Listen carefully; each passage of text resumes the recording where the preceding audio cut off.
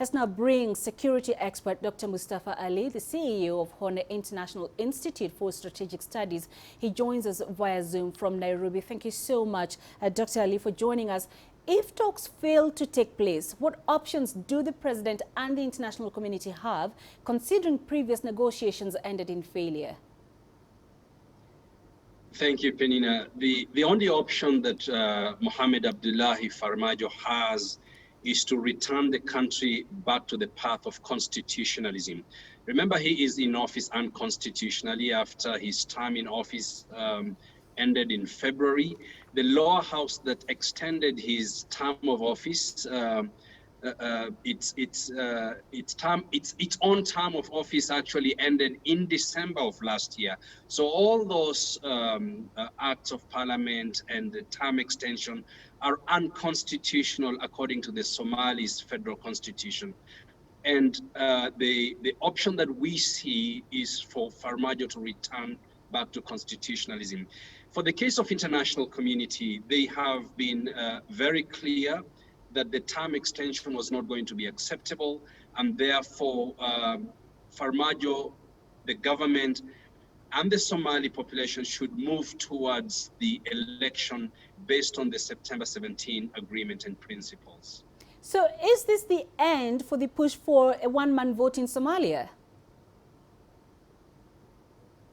No, it's not. The one-man, one-vote election is desirable. However, the Somali community, the state itself, the political parties and politicians are not ready for one-man, one-vote in Somalia. There is still no stability. Al-Shabaab is still controlling large swaths of territory in Somalia, and it's unthinkable that the one-man, one-vote is going to take place at this point.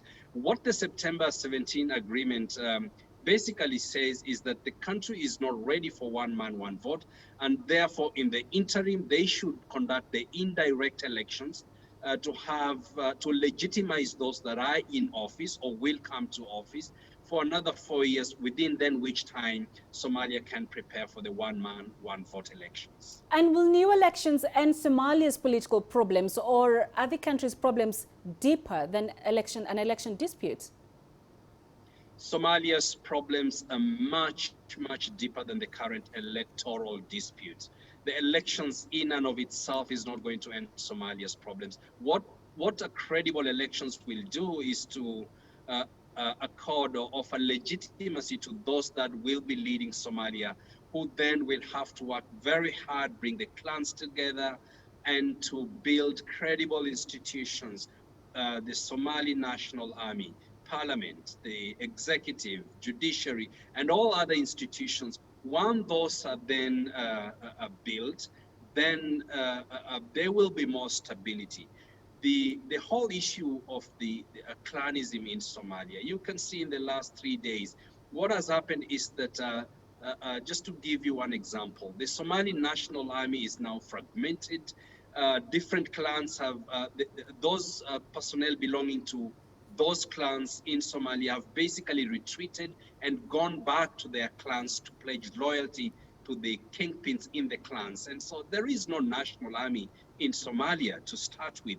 And this clanism is something that Somalia will have to deal with and build a coherent, an ideologically coherent force that is going to secure the country and then start resolving the issues, starting with Al-Shabaab, bring back security, and then organize for a one-man, one-vote elections in the near future.